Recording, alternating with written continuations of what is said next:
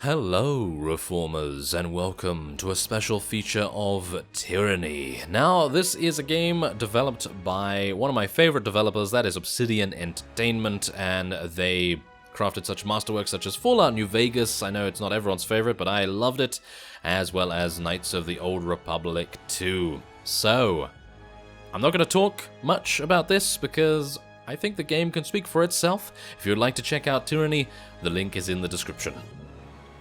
So, let us start a new game. The new difficulty... the normal difficulty requires strategy and efficiency, but forgives a few mistakes in combat. Companion combat AI is enabled by default. That sounds fine to me, considering. Now, this is a pre-release version, so do bear that in mind. There are going to be a couple of bugs, and all of those will be hopefully fixed by the time it is released. So anyway, let's go.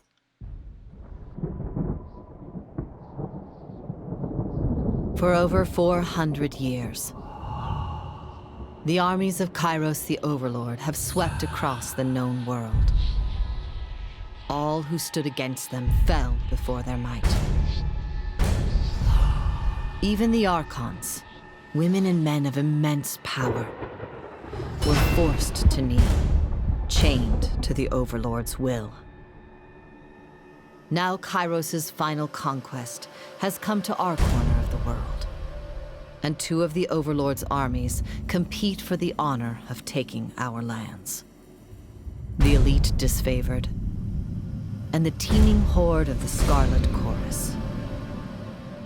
The Voices of Narada, spy master and archon of secrets, guides the fierce and undisciplined masses of the Scarlet Chorus. With each battle, the Scarlet Chorus grows stronger, as the defeated are given a simple choice: serve or die. Graven Ash, Archon of War and the Overlord's most loyal general, leads the disfavored. Though small in number, Kairos' ironclad legion has never met true defeat in open battle. Watching over the two generals is Tunon, the Adjudicator, Archon of Justice, eldest of Kairos' minions. Tunon brings Kairos' laws to newly conquered lands, aided by the Fatebinders, judges and executioners of the Overlord's laws. You were among the youngest of the court of Fatebinders when Kairos' armies came to our lands. How could we have known that the fate of thousands would rest in your hands? Exactly. How could we know? I certainly did not, but there is a rather in-depth character creation, as you can see here, and you can choose between male and female and various different body types. That's always nice, and we can of course choose the skin color. So I'm going to be doing a little bit here, and we're going to then move on to the history. Alright, so I thought I'd show a little bit of the customization here, because while it is rather extensive, it is mostly preset, so I actually kind of like that. I like that a lot more than the, oh, you have to tweak this slider by this much 1% thing to be able to get what you want it to look like, but there are just presets here, as you can see, and I think that's actually kind of nice. I'm going to choose this face, and the hair color is absolutely fine, and then you can choose a different hairstyle. I've already chosen mine, but there are numerous amounts of different ones. And then, of course, we have facial hair, which I've not chosen yet, but I'm going to be choosing something along... we need a rather magnificent one, don't we? So let's try... I don't even know. Not a full beard. Okay, what about that one? I think that's kind of nice, isn't it? So now we can even choose our voice, which is kind of nice. So we have male sneaky, male noble, male aggressive, and then you have the female variants of those. So let's have a look. Got it. Aha, okay, gravelly, very gravelly, isn't it? Yes. My wounds are slowing me down. My wounds are slowing me down. Okay, we gotta go for the male noble because he sounds poncy, so let's do that. And then we're also gonna go, oh, we can have some face paint or some tattoos on our arms and things. Oh, that's kind of nice. Okay, let's go for some snakes on the legs. That sounds good to me, and we're gonna go for red because obviously. Okay, so I'm gonna go for like red with kind of a Ooh, yeah. A dark vein going through it. That's kind of nice. Okay, and then of course we can pick our portrait, because this is a CRPG, so we're going to be in a party, and this is going to represent your character. So what are we going to do here? Well, that's the thing. I don't know. I don't know what kind of character we're going to be. I guess we'll... Wait a minute. We're a male noble, so I suppose we'll just go for this, because this looks kind of similar to what we're using. So let's do that. There we go. So now, here we go. This is kind of reminiscent of Fallout and things, you know, where they ask you questions and then something happens, but obviously this is your origin story, basically. So how did you join Kyros's army? Or Kairos, in this case. So, how did we join it? Well, we could be a noble scion, because obviously we are technically noble, so I think that might be the way to go, or a diplomat. Maybe a diplomat. I think a diplomat might be the way to go. But yeah, if you would like to see either of these descriptions, then you can just pause the video and read this if you so desire. And then you can, of course, read the diplomat as well. I'm not going to be going over the others, but we're going to go for the diplomat in this case. There we go. Primary expertise. You are trained in the following combat style. Well, what do I want to use? I usually make a huge error when it comes to character creation and choosing things. So let's have a look. So you gain certain skills from selecting certain expertise things. Yes. But let's have a look. Shock spells, frost spells, vigor spells. That's buffs. Okay, that's buffs. And these are kind of like necromancy debuffs and things like that. So... are we gonna go boring and be a sword and board person? No, we're not gonna go boring. What about unarmed? Damage is generally low, but this is offset by the speed of your attacks. A good style for someone interested in being challenged. I'm already quite challenged being me, so I think we're probably just gonna go for something relatively safe by doing frosts. Oh, look at that. Oh, lovely. Oh, look at that. Yes, we have a staff. It's hard and long. So that's always nice, isn't it? Okay, so we have learned this ability. So is there something else that I want to learn? I want to learn vigor spells. No, I don't want to do that. I want to learn this. Okay, wait, so I can... Ooh, dual wield. Oh. He looks rather nice. Ooh, look at that. Ah, unarmed attacks makes you look like a ninja. I like it. And you can also choose from an ability here as well. Palm Strike and Flurry of Blows. Oh, yeah, well, sounds good. Anyway, we're going to go for frost spells in this case. And I think that's fine, right? You have learned this ability, Frozen Grasp, envelop a target in harsh winter cold, leaving them frozen for a time. He's going to get kind of cold on the arms, because he doesn't really have any clothes there, but I think that's fine. And now we have a secondary expertise. I was going to go for vigor spells for the secondary, because I'm gonna be sort of a crowd control helping person.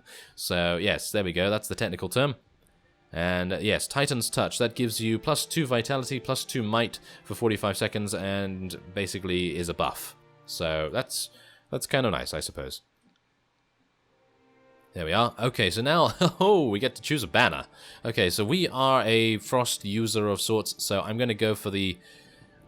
should I go for the snowflake-looking thing? Oh, well, that's quite cliche, isn't it? But maybe I should go for something like a Christmas tree. Yes. What about it's kind of like a Christmas tree, I suppose, because we are Santa basically. So, yeah, let's do that. We should have a white beard. We should have made a white beard, but oh well, that's my bad. So, we can actually change our character colors too. Okay, so we want to be blue because we are frost. Or we could go white. Let's go white.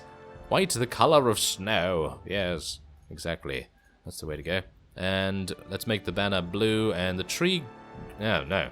The tree green, I was going to say, but it looks kind of bad. Okay, what about white? Okay, well, that seems fine. That seems fine. Let's go with that. Alright, so name.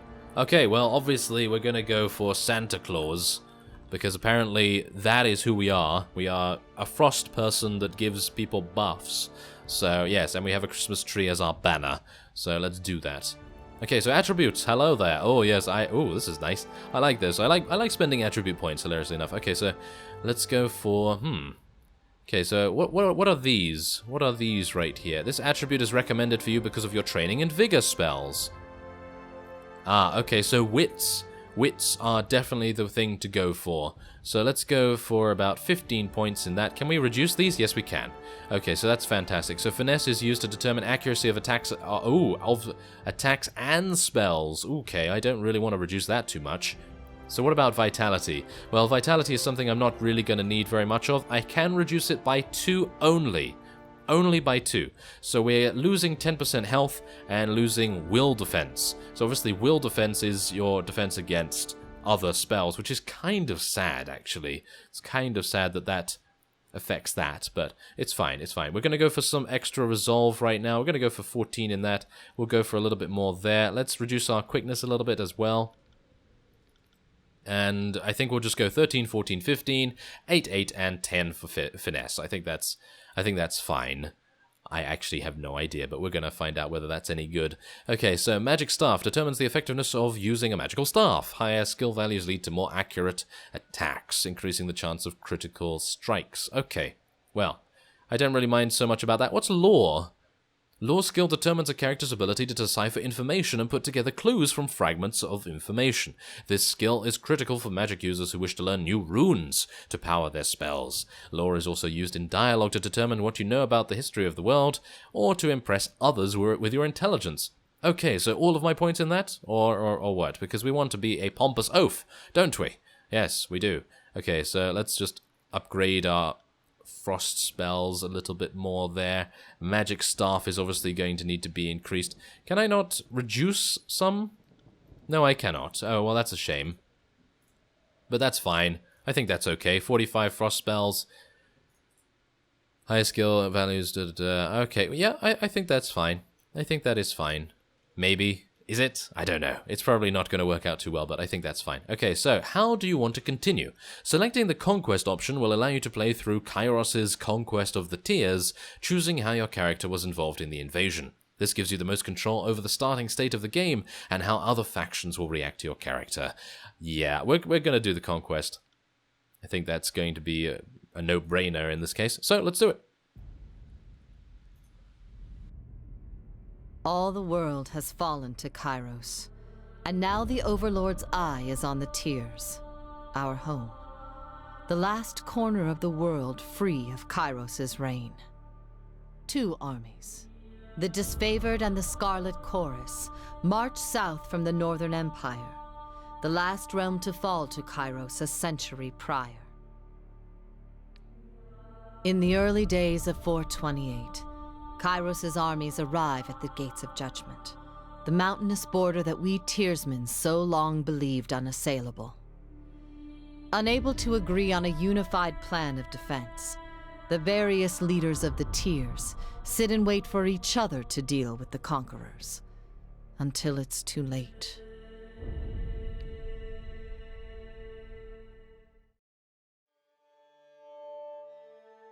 Aha, okay, here we go. During the Conquest, you will decide your character's actions during Kairos' invasion of the Tears, shaping the world through which you will adventure over the course of the game. Each choice you make affects your character and how major factions of the Tears respond to you. Your decisions matter, so choose wisely and don't be an idiot. Ah, it doesn't say the idiot part, but yes, I need to remind myself of that. Anyway, let's go. Year 1 of Kairos' Conquest. Year 1. Alright. Oh, we're moving a little board piece here. The bastard city stood on the northern border between Kairos' empire and the Tears. Built upon a natural harbor at the crossroads between realms, the city was a nexus of commerce. To the Tears, it was the center of all wealth. To a northerner, it was little more than a backwater trading post. Its symbolic status as a gateway to the continent made it a natural first target in Kairos' military conquest. Circumstances were ideal for you to prove your worth as a soldier in Kairos' armies. Taking the city would send a message to the rest of the Tears. Kairos' will is insurmountable. Select a token on the map to begin. The Gates of Judgment. In the first major engagement of the war, Kairos' armies cross the mountains and establish a foothold. Or this. Both armies sent their forces to prepare the way. Shall we do the Gates of Judgment? Let's do that. Okay. So, okay. The armies of Kairos took the battle to the Gates of Judgment, trumpeting the opening call of the conquest of the Tears. The two armies brought their distinctive sense of order and chaos to the assault. You went to battle alongside the army whose approach best suited your strengths. Join battle alongside the Disfavored, join battle alongside the Scarlet Chorus. Ooh, I don't know. The disfavored are kind of like Spartans, which I very much appreciate because they are very skilled, whereas the Scarlet Chorus is kind of more like, join us or die kind of thing. So I think we're going to go for the disfavored. Standing shield to shield with Kairos' ironclad elite, you advanced on the mercenary army purchased by the nobles of the Bastard City. The Legion wanted to send a message to the Tiers that superior breeding and disciplined training would win the day. Alright. The Bastard City learned too late that a military is earned and never bought. The mercenary army quickly found themselves outclassed by the superior tactics and formation of the disfavored. Those few who lived to the end of the battle were rounded up, the weak executed, and the strong enslaved to haul the army's wagons on the journey south.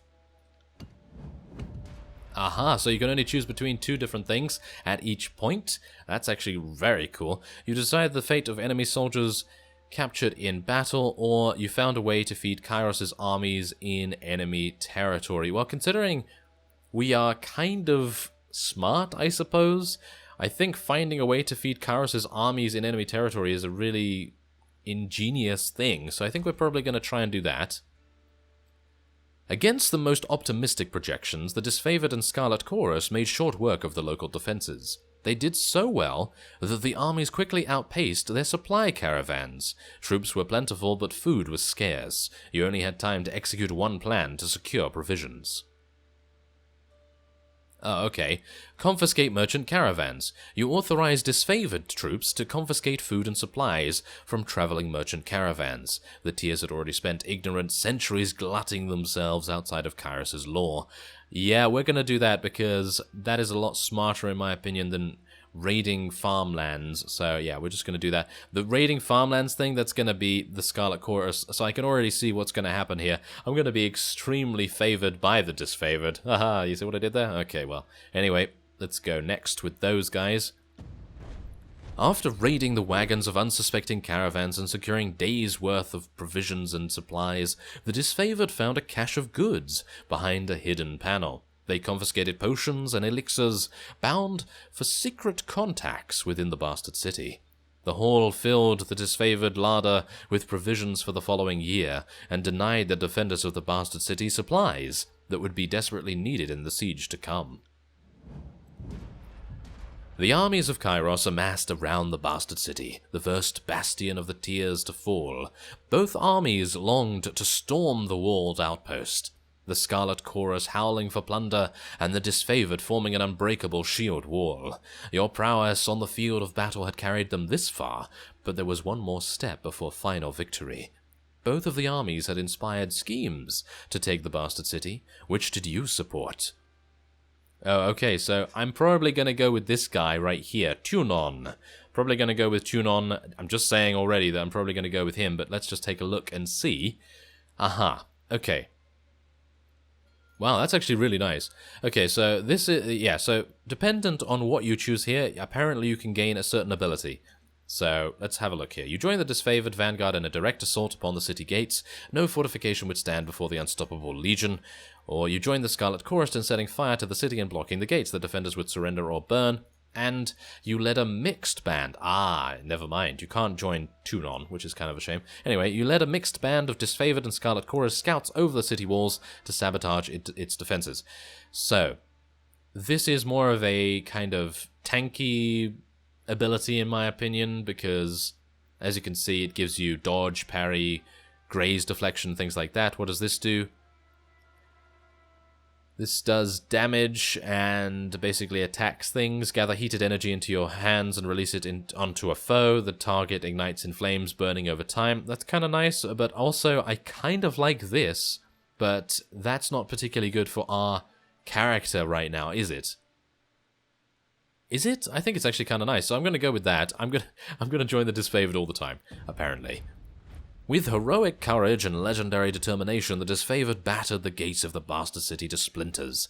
Those who fell under the consistent hail of arrows or cascades of boiling pitch left the battlefield temporarily, only to appear hours later as Archon Graven Ash's protection healed their numerous wounds.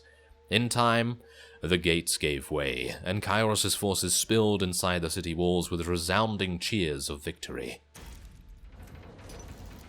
There we go, we broke it. We certainly broke it, so what does that mean now? Are we going to head even further south, or maybe? Ah, ooh, look at this. Okay, so the bastard city settled into a new state of normalcy, with every tower displaying Kairos' banner. Your name was whispered alongside rumors of a decorated career to come.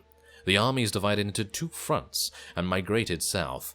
Tunon sent word that you were to join the next frontier of Kairos' conquest, either as judge and overseer of the settlement of Lethian's Crossing, or as a war advisor with the armies advancing into the realm of Apex. Judge and overseer of the settlement of Lethian's Crossing? That sounds kind of nice. I think we're going to do that. I don't know whether we want to go and fight some more things, or I don't even know. Year 2 of Kairos' conquest. Okay, so yes, let's see what happens here. Years ago, Lethian the Bold founded a small merchant town at the intersection of ancient old walls. A pact between the settlers and a mercenary company meant that caravans were able to travel without fear of bandits or bane, and the town thrived in modest insignificance. Lethian's Crossing drew Kairos' attention for the iron deposits in the surrounding hills. With the region under Kairos' control, the northern smith mages could set up workshops to refine ore and arm the disfavored with the finest weapons in the known world. The Archon of Secrets dismantled the mercenary support with a generous bribe, taking the crossing in a bloodless victory. Tunon dispatched you to travel alongside Kairos' forces and bring order to the region. Okay, so we have 2 choices here once more. Let's have a look. Okay, so what does this do? The Archon of Song's power ensnared the mind of a disfavored soldier. Ooh, a little bit worried about that. And you found a clever solution to improve production of iron weapons and armor. Okay, so I think this one... Kairos' smith mages worked day and night to create weapons. No one faulted their dedication, yet production was low. The plans that came to light proved diversive for the disfavored and Scarlet Chorus. On one hand, any additional manpower was needed for fighters, not forgers. On the other, the celebrated weaponry of Kairos' armies needed to be fiercely guarded. So, draw from the Scarlet Chorus recruits, or conscript a tribe of beastmen. I'm gonna draw from the Scarlet Chorus, I believe. Took refugees from the recent influx and forced them to serve in Kairos' military. You repurposed these individuals to haul wagons of iron for the smith mages. This proved an inconvenience to the Scarlet Chorus, who relied on their force of numbers to be effective in the field.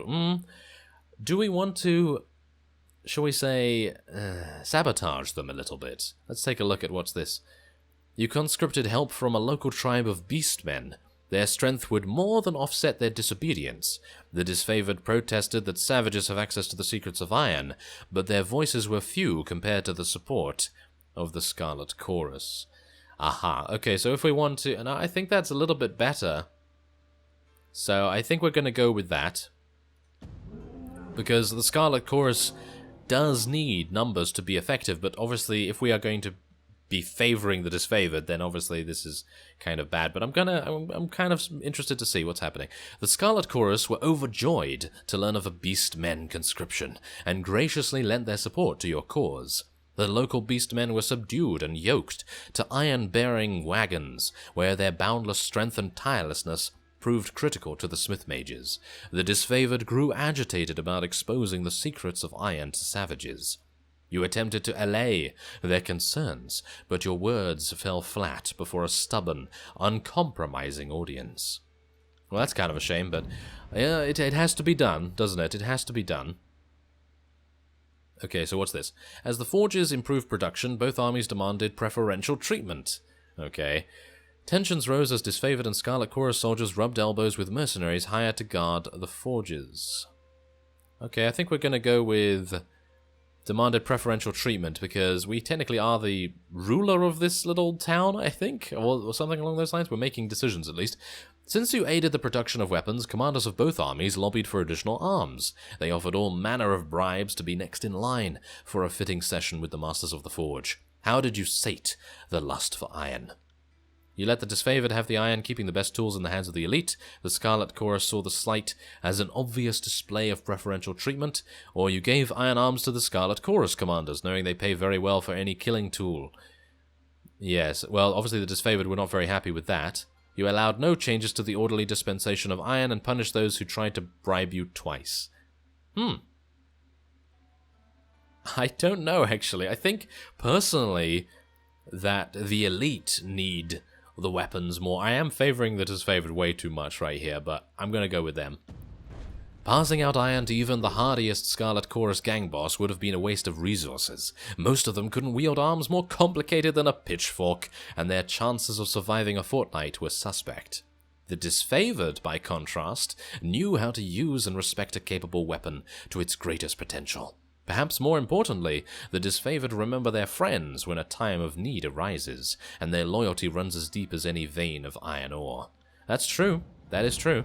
So, tragedy struck when a mercenary hired by the Voices of Narada injured a forge-bound artisan, leaving him unable to practice his craft. Tunon ordered the mercenaries to leave the city in the hands of Kairos's more responsible servants.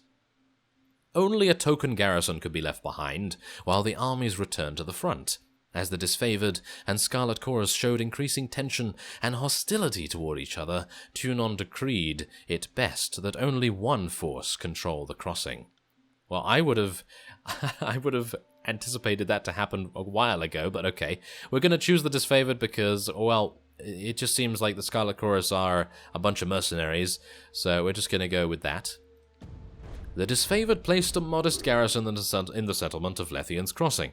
Though the force was larger than might be needed to police the small settlement, protecting the forge-bound ironsmiths became the true agenda of the defensive force, as these magical craftsmen kept the disfavored invasion force suited in iron. Relieved at the departure of the Scarlet Chorus, the citizens of Lethian's Crossing felt they got the least of two burdens. Yeah, that's what I thought as well. You received word from Graven Ash thanking you for your decision. The forge-bound and their weaponry could not be entrusted to the Voices of Narada. So there we go. So that, oh yeah, we're favoring the disfavored a lot, I gotta say. So yeah, that's kind of a bit weird, isn't it? With the mercenaries expelled and Lethian's Crossing under new leadership, Kairos' forces congratulated themselves on bringing order to the settlement and guaranteeing a productive flow of resources. Over the course of this diversion, the army front advanced further into the tiers. Your skills were needed in the realm of Azure, Stalwart, or the Vellum Citadel. Okay, so Kairos dispatched the Archon of Stone to subjugate the nation of Azure.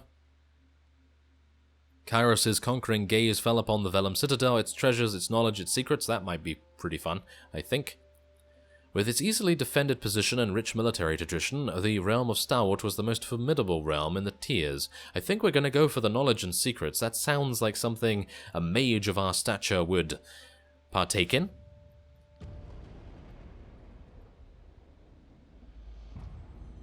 Year 3.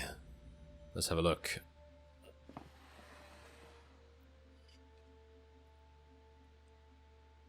The Vellum Citadel was an archive and library of massive scale. Its inhabitants were known as the School of Ink and Quill, a circle of mages, like I thought, that centuries ago carved out their own mountainous refuge on lands unsettled by the other major realms.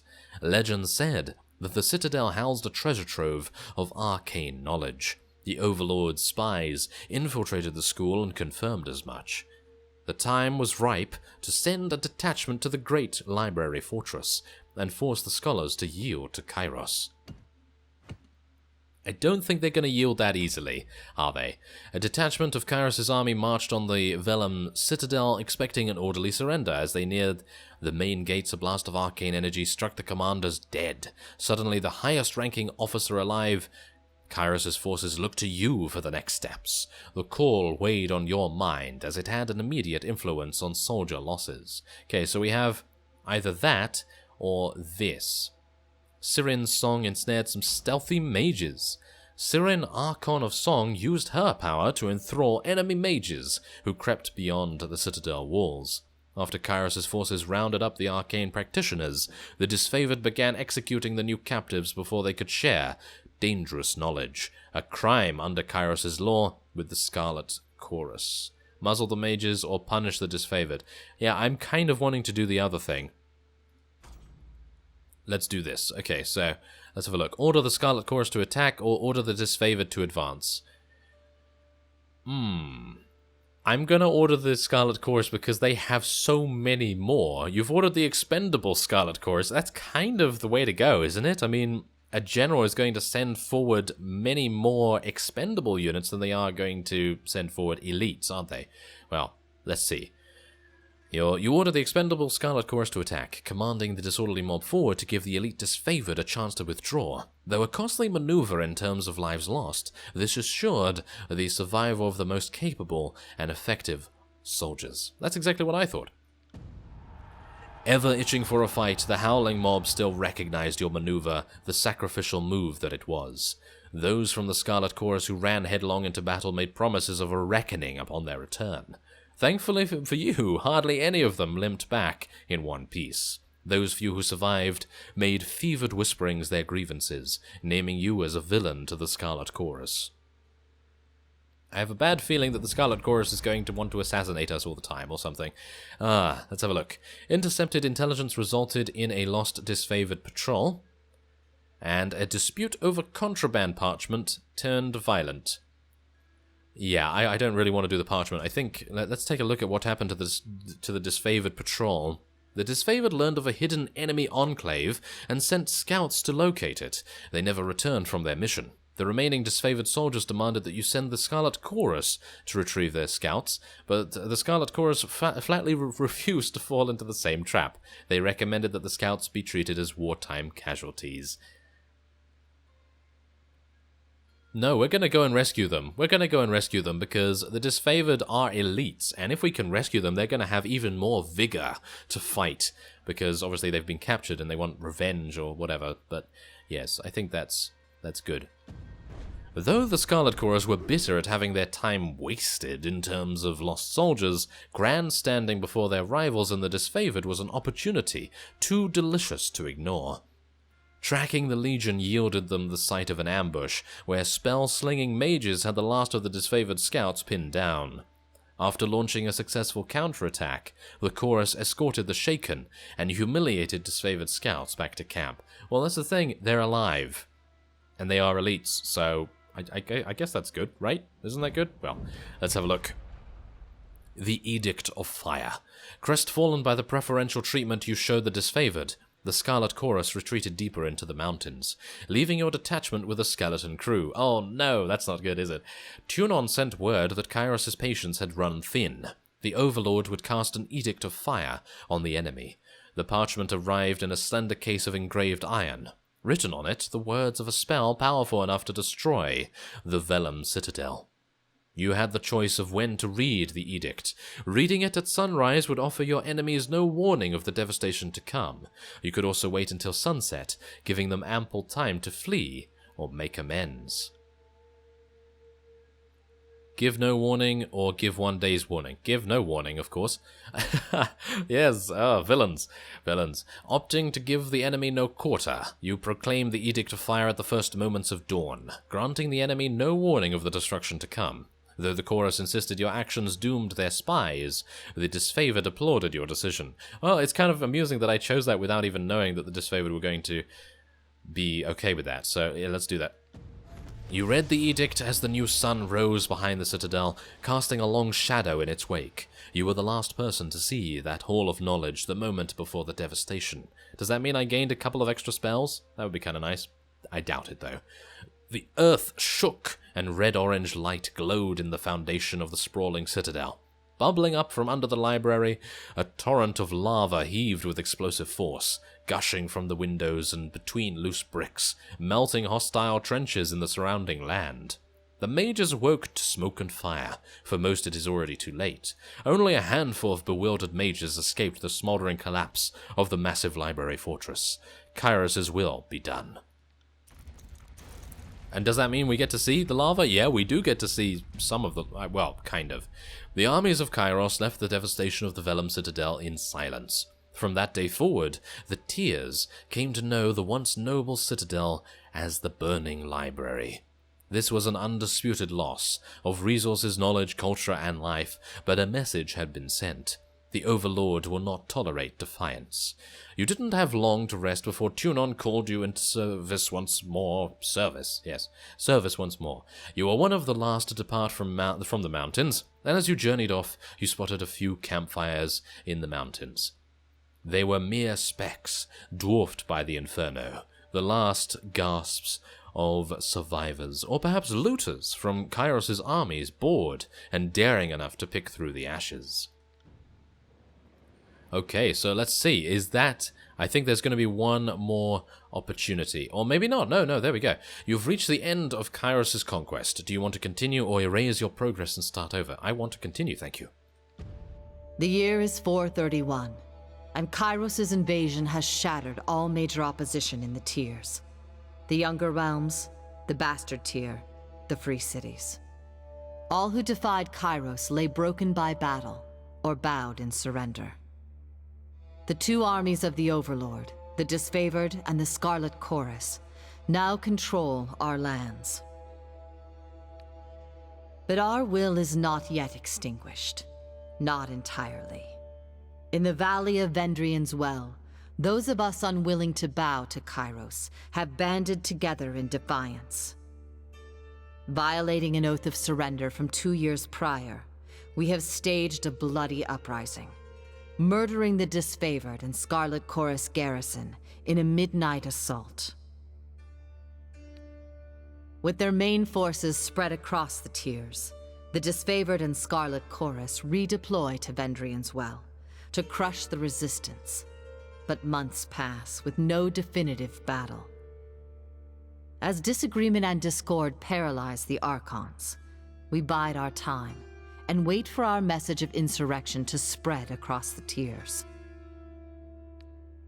The Overlord is not amused, and Kairos has one message for the Archons: crush the Oathbreakers or die. Kairos backs this threat with an edict, a magical commandment that can slay all in the valley should the order be ignored. The honor of proclaiming this edict fell to you. Sent across the mountains to Vendrian's Well, you carry the Overlord's edict to read before the Archons. As you finally make your way through the winding mountain passes into the valley, the ground trembles, and Kairos' magic seals the way behind you. You are trapped in Vendrian's Well, with Kairos' armies and the Oathbreakers. The only way to survive is to fulfill the terms of the Overlord's edict, in any way that you can.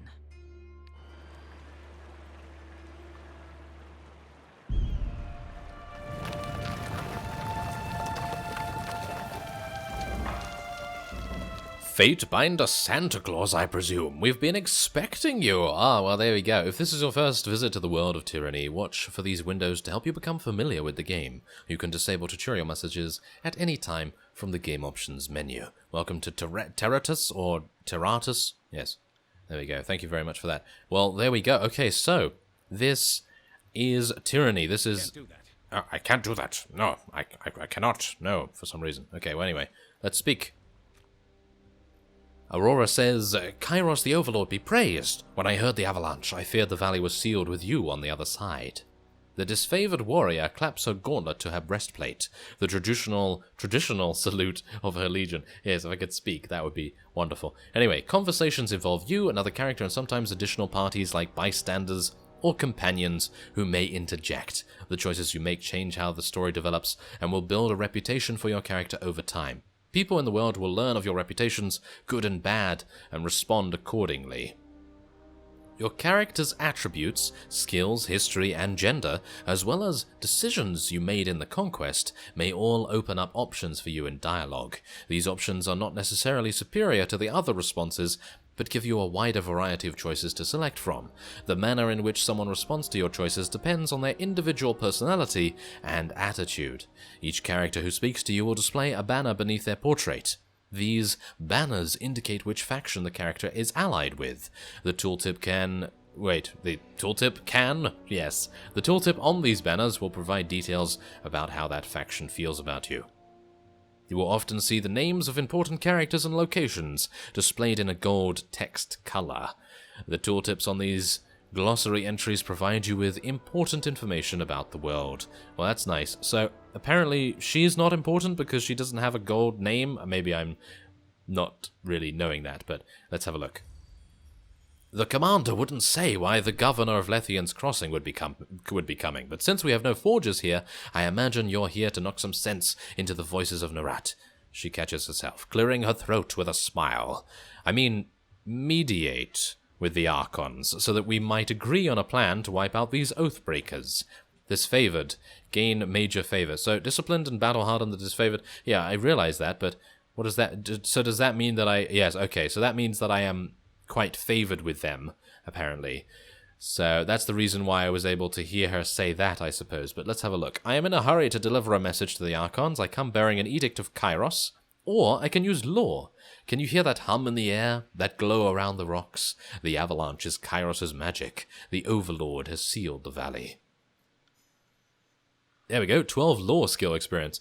Your senses see more than mine, good Fatebinder. I do not pretend to know much about such things, but if it was Kairos' magic and you're here on important business, well, you don't have to be the Archon of Secrets to guess that you're here to proclaim an edict. What does Kairos have in store for the enemy? 10 years of festering plague? An edict of twisted bones? Well, I'm not entirely sure. I come bearing an edict. Our soldiers will complete their task or die. The edict is leveled against us. Her eyes widen with fear, her posture slackens. But the Scarlet Chorus prevents us from taking action. Why would the Overlord punish both of... She clears her throat with a sigh. Forgive me, it is not my place to question. We should have conquered the enemy within weeks of arriving in the valley. The delay reflects poorly on all of us. Okay, so we can select Subterfuge 20. Your first instinct is to blame the Scarlet Chorus. No wonder Kairos resorts to an edict to enforce order. Now, I don't really want to say that, because I don't think it's... I mean, she is part of the elite, so you would assume that it would... Well, anyway, we can gain minor favor if we say this. If we all follow Kairos' will and stop the insurrection, no harm will come to any of us. If following orders and killing the locals will save our lives, you don't have to tell me twice, and I sure hope you don't have to tell the Archons twice either. She looks at you with a nervous smile. Still, this is all coming from the Firestarter, the Fatebinder that made fire bubble up from the soil and reduced the Vellum Citadel to ash, so you'll forgive me if I'm still terrified all the same. Well, you've travelled a long way. I won't keep you further. I'm sure the Archons want to hear from you at... Her voice falls silent, her attention snapping eastward with alarm. Did you hear that? Did I? I'm not entirely sure. All I heard was me tripping over my words. Yes. More runners. Third time this week. The Oathbreakers keep trying to send messages through the mountains to gather help from outside the valley. She points over to the collapsed path by which you arrived. But they're a bit too late for that now. Come, let's show these Oathbreakers a good fight. Okay, so we're going to end the conversation and begin our first fight here. So, Tyranny uses a pausable real-time combat system. Yeah, fantastic. Because you'll often manage more than one character at a time. It's a good idea to pause the game, issue orders, and resume real-time to see the orders play out. The options menu also contains many choices for automatic pausing when certain conditions are met. Okay, so your character can always perform basic attacks. All of your character's abilities and spells can be accessed at the bottom, as you can see here. And you can also see their range as well if you mouse over them a little bit. So that's also nice. To use an ability, left-click on the ability or use the hotbar. Yes, this is all very self-explanatory. And all characters in the game, friend and foe, have 5 primary defenses against attacks. So as you can see here, I have dodge, parry, endurance, defense, will defense. Magic defense is actually pretty good. So will defense is different from magic defense. Okay, so that's good to know. And we have armor. We have 0 armor, so that's not good, is it? Yes. There are 4 possible results from any attack. Hit, critical hit, graze, and miss. Okay, I can assume what that does. Okay, yes. With each attack, you gain experience in the weapon skills used to make the attack. Even a miss will grant some experience. So that's nice to know. So, what are we going to do here? Well, I'm going to move over here, I suppose. Let's unpause it. There we go. Okay, so now let's pause once again, and we're going to use... What's this? Thrust. And Frozen Grasp. Is it an AoE spell? No, it's not an AoE spell. So we're going to move here. There we go. Okay, and we're going to use our frost spell. Ooh, he's frozen. Yes, he's frozen as well. So basically, you don't even have to pause if you don't want to. You can just continually attack. But obviously, considering I'm new at this, I'm just going to do the thing that I'm going to do. I'm going to try and attack. See, there's a bit of a cooldown to your attack as well, so you don't have to worry too much about that. So I'm just going to attack normally here with my regular auto attack, as you can see there. Okay, so is there anything else I can do? I can do this. Okay, wait. Let me buff you. Can I buff you? I apparently can't buff you. I can buff myself, but I can't buff her, which is kind of a shame. So I'm gonna, I guess, buff myself. That's very selfish, isn't it? Okay, so there we go. My frozen thing has almost come back. There we go. Yeah, there we go. That's one down. Let's check further along the path for more. Okay, wait. I want to loot. Okay, so I can auto-loot, apparently. I've auto-looted all of this. Copper rings, a whetstone, and a potion of protection. Okay, I'm going to just loot all of that. Thank you very much. Okay, so let's move on here. The avalanche has us blocked. Think you could fit through the rubble? Maybe I can. Ooh, here we go. Okay, so a rock slide blocks the path ahead. You can squeeze through a narrow gap between the stones, or you can attempt to push one of the boulders out of your way. We don't have the athletics required to move the boulder, so we're going to squeeze through the gap. Trouble is afoot. Oh, trouble is afoot. Yes, it is. Very much so. Okay, so let's do some damage here. Oh, no. He's going to attack before I'm able to do this, isn't he? Nope, maybe not. There we go. Frozen. Now let's attack. There we go. And one more attack. One more attack. It's a little bit of a cooldown, but I think we'll be in time. Will do. Will do. Yes, I probably have to turn off the unit things that acknowledge that I'm actually attacking. Okay, so I have to help this guy. So can I give him a buff? I cannot give him a buff. That is so sad. I don't know why I can't give him a buff. Okay, well, it doesn't really matter, I suppose. So let's just go and attack this. I'm going to move here. And let's go and attack her. So we're going to attack first, and then we'll use a frost spell. Will do. Okay. Well, we're doing okay. We're doing fine. Yes. Did we freeze her? No, it seems we didn't get to freeze her. That's kind of a shame, isn't it? Okay, come on, kill. Yes, there we go. Okay. So now we can attack this guy. Take that. Okay, so the thrust is from a very, very close perspective, but the auto attack that we are currently using is from a reasonable distance, because obviously we are using a staff. So that's actually kind of nice. Okay, so we're going to use our frost ability here, hopefully freeze him to prevent him from attacking a little bit, and we're just going to attack him again. There we go. That's nice. Okay, so can we now talk to this guy? Don't bother with me. Go down to the pass. Drastus. The soldier clutches his gut and winces. You can see a hint of entrails between his fingers. You're wounded, and it's not trivial. He laughs through clenched teeth. This? But a scratch. I've seen twice as worse 10 times over. Oh, there was a lot of numbers there. Twice and 10 times over and everything. He doubles over in pain, gagging and shivering. If you'll let me help. I said I'm fine. The soldier moans and shakes his head. Graven Ash protects. You go on and help the others. Yes. Well, okay, fine. I will do that, but I wanted to assist you a little bit. Oh, I want to loot these people. A Sun Soldier's Javelin. Not going to be taking that. Is there nothing else? Can I loot you? No, there's nothing here. Okay, so let's continue onward. Aha, what's that? Waking Death will revive when defeated for 120 seconds. Alright, okay. I'm not entirely sure what any of these things do, but I'm sure we'll find out in due time. Try and catch me, worm. Ah, okay, a young Scarlet Fury weaves around the Vendrian Guard attackers, avoiding their weapons with fluid grace. She nods to acknowledge you. A breathless enemy soldier passes a glance to her countrymen. This one's crazy, too much lead in her water. We should cut our losses and turn back. Ha, Fatebinder. You're here at last. Care to join me in putting these cowards out of their misery? She nods to the armed soldiers bearing down on her. Join the battle. Yes, let's join it. For the realm of Apex, charge! The Vendrian Guard level their weapons and advance.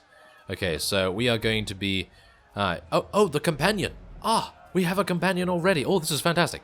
The companion Verse has joined your party. Verse is a capable warrior skilled in both melee and ranged combat. As you acquire companions, you will need to balance their strengths against the strengths of your character to be successful in combat. While it is possible to adventure alone, you will find the game more rewarding with a well-balanced party.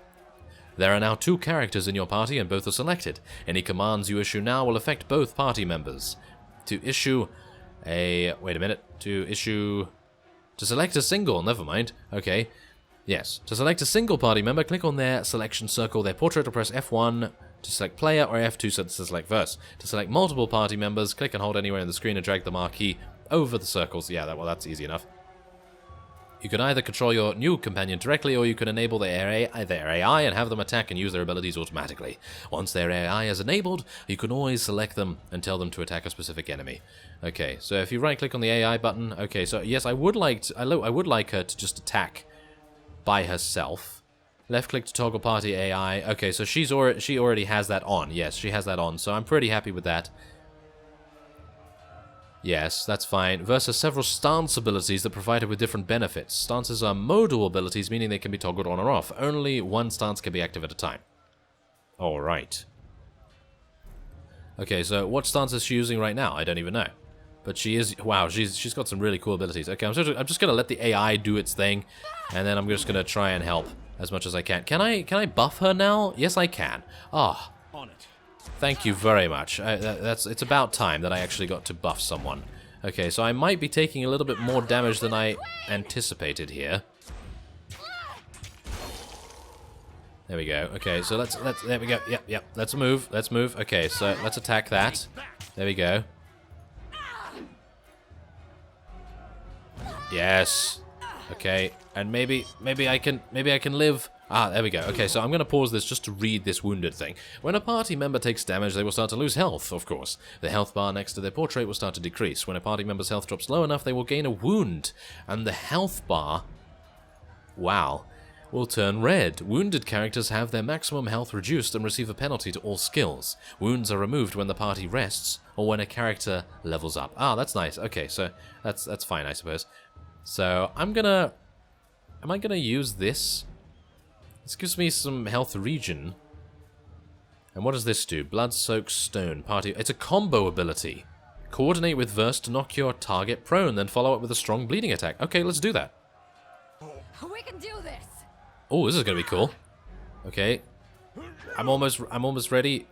Kind of. Am I? Yep. There we go. Ooh, that's nice. Oh, I like that. I like that a lot. Okay. Phew.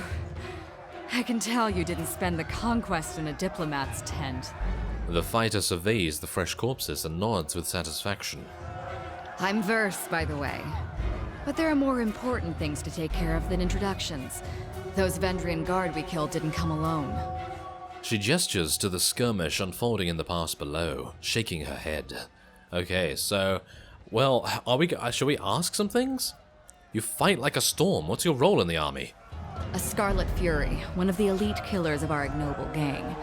You'll see more than a few of us around camp, but don't let that fool you. We're a rare breed. Wow, that's cool. That is cool. Most of the soldiers in the Scarlet Chorus are little more than farmers and children armed with rusted forks. Makes them easier to control. Wow. Okay, so she's part of the Scarlet Chorus then, apparently. The Voices of Narada called his best fighters to this siege. There must be something important about Vendrian's well, though don't ask me what. The Archon isn't in the habit of spilling secrets. Aha. Okay, well... Let's join the battle then. Eager. I like that. Before we go, you might search among the remains of our fallen comrades. Wherever they're bound, I doubt they'll miss their boots, much less any rings or any useful iron they might be clutching. Aha, okay, so this is another choice, of course, dependent on whether we want to be an honorable character or whether we want to be nice to her, I suppose. I'm perfectly happy to gain some loyalty from her because I think she's a really cool character and I'd very much like to get her on our good side, get on her good side. Yeah, whatever the case may be, I'm gonna do the loyalty thing. I see your point. Nice and practical. No reason to pity the fallen. Before long, we might wish we'd joined them here. But at least we'll enjoy heavy pockets and warm toes. For the Voices of Narada! Verse furrows her brow and focuses down on the battle to come. Okay, so I am injured rather severely, which is kind of sad. Can I heal myself? Oh, there's a lesser healing potion. Oh, I should have used that. Can I use that now? Yeah, there we go. Okay, so I am wounded, unfortunately enough. Hopefully I'm going to level up soon. But, oh, I have to head down this way. Never mind, I thought I had to go to the right. Oh my. That's a lot of enemies. Eyes forward, no looking back. The Vendrian Guard warrior roars with his falc's head high, his words largely lost over the din of combat. Stand aside, or your funeral will be over the side of the bluff. Seeing you squarely in his path, the soldier points his weapon your way. Ah, okay, so, let's see. I applaud your bravery, but I implore you to end this foolishness and lay down your arms. Yeah, well, I guess we're going to do that. Not a chance. If I surrender, I'm as good as dead. At least we can drag some of Kairos' chosen along our short journey to the void. As he signals his men to charge, the sound of chanting rises from the south, drawing his attention. Scarlet Chorus reinforcements. Hurry! Oh, that's fantastic. Oh, yes, that's exactly what I need to see right now. Run down the Oathbreakers, let none escape. From the red mob of reinforcements from the south, a blood chanter emerges at the head of the rabble, the ornamental crest of her staff, pulsing with crimson tones. Signing sigils of magic and wordlessly moving her mouth, the blood chanter scribes a series of spells into the air. A red glow surrounds the Vendrian Guard warriors as the chanter's magic worms its way into their minds, blinding them with rage. Hold position, all of you. You there, keep to the path. The warrior gestures along the canyon trail, but his soldiers turn their attention to the Scarlet Chorus, roaring challenges. No, don't engage them, we need to run. His orders falling on deaf ears, the warrior reluctantly readies his weapon. Alright, so it's kind of a boss fight, slightly, I suppose. When you have companions in your party, you're able to execute unique and powerful abilities called companion combos, which we just did, actually. These abilities allow two characters to act in concert to create a powerful effect. Try using the Blood-Soaked Stone combo ability against Tarkus. When a companion combo ability is activated, you will see that the icon above each character's head is set to the same ability. The combo will begin when each character is out of recovery, when the blue circle around the ability icon is gone. Which, of course, is what we did beforehand. So, here we go. So, what are we going to do? So, I'm going to select us here, Blood-Soaked Stone. Let's do it.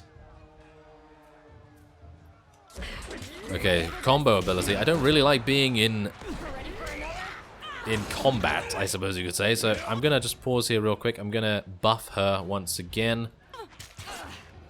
Damn thing couldn't pierce cloth. There we go. Okay, she's actually doing pretty well right now. So, I think what I'm going to do is I'm going to try and freeze him. Yeah, there we go. Okay, so I'm going to move away and just do some auto attacks. Yes, there we go. Okay, so I think we're good. I think we're good. Are we? Are we okay? I hope that... is she going to die? I hope not. Let's take a healing potion. She's actually been wounded, which is not good. Should really use a healing potion before you get wounded, I suppose. That it appears to be the way to go. And we're going to use another frost spell here if we can. Oh, or maybe not, as the case may be.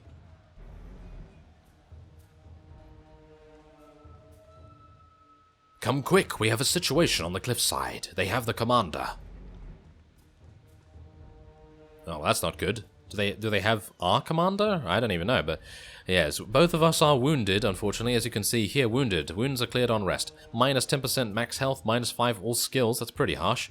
Yeah, that is pretty harsh. So how do I rest? Obviously, I have not been taught how to do that. There is a stealth mechanic. There are also formations. Ah, camping supplies. Camping will remove all wounds. Yeah, I don't really need to do that right now, but it's kind of nice to know that there is something like that available. I'm going to be taking these boots. Oh, that's actually kind of nice. Can I wear those? Can I wear those? Well, here's the inventory screen anyway. I can wear those. So we have something equipped that gives us 1% deflection, which is kind of it's not very good. And yeah, I think she's wearing some pretty decent boots already, so I'm going to be wearing these myself, thank you very much. And what's this? Fatebinder's seal. It is an accessory, and it gives you tenacity or something along those lines. I guess that's nice. Gives me a bit more accuracy, I suppose. And what's that? Karissa's Edict. Okay, so that's fine. So, yeah, let's head onward, I guess. Let's head onward through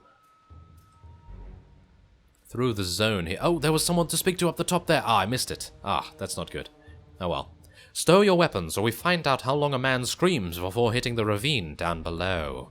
Cornered before a precipitous drop and a band of angry soldiers, the Oathbreaker warrior holds a disfavored officer at knife point. Skewer him, worry not for me. Graven ash will protect. The disfavored officer winces, blood seeping from the seams of his braces and cuirass. You heard the man. He plainly invited you to use that little blade of yours. What are you waiting for? Permission from your pimp? This blade. With a jerk of the knife, he slices off a clump of Drastus's matted hair. If you're so eager to see your ally dead, just step closer.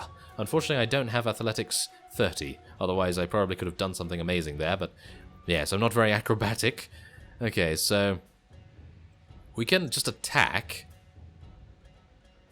You heard Drastus let him die. No, release the. No, I'm happy to attack. Tyrell dashes the blade across Drastus's throat. Blood gushes out from the commander's neck, drowning out his final words. Tyrell points the bloody knife toward you, for some reason going into some weird accent there. Yes, death to Kairos, death to the Archons. The moment Drastus's body falls to the ground, the disfavored soldiers pounce forward, quickly reducing the Oathbreaker to a bloody mess. Ooh, and then the animation plays out. Wow, oh, wow, that's harsh. Drastus's death will be a setback. He was a fine steward of the steadfast. Aurora swallows, her lips pursed in anger. But with the losses we've sustained in this war, I'm the next in command. I will aspire to be half the leader Drastus was. Oh, so she's the next leader. That's cool. One of the soldiers found some mage blather on the Oathbreakers. Aurora holds up a rolled sheaf of parchment. I figured you being trained in letters could perhaps... Aurora looks down at the papers, her face blushing, and quickly thrusts the sheaf toward you. Okay.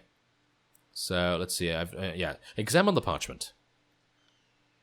Repeating the same messages in different written scripts, the parchments explain the Vendrian Guard's desire to overthrow Kairos' Archons and rout their armies from the tiers. The pages aren't addressed to any specific reader, but rather openly invites all who remain loyal to the Younger Realms to gather at Vendrian's Well. Recruitment material. They were trying to bring more traitors to the fight. There were likely other groups trying to flee the valley, but we can rest knowing we stopped this group. A shame it's at such higher cost. The Archons are expecting you at the disfavored war camp. When you are ready to leave, exit by the southeast gate and keep going that way through the foothills. Well, thank you very much. And we're going with verse, of course. I'm actually really, really enjoying this a huge amount. And if you want to be too, you can check out the link in the description to the Steam store page if you have stuck with me for this long. But for now, I will be ending this special feature off here. I thank you very much for watching, and I will see you next time.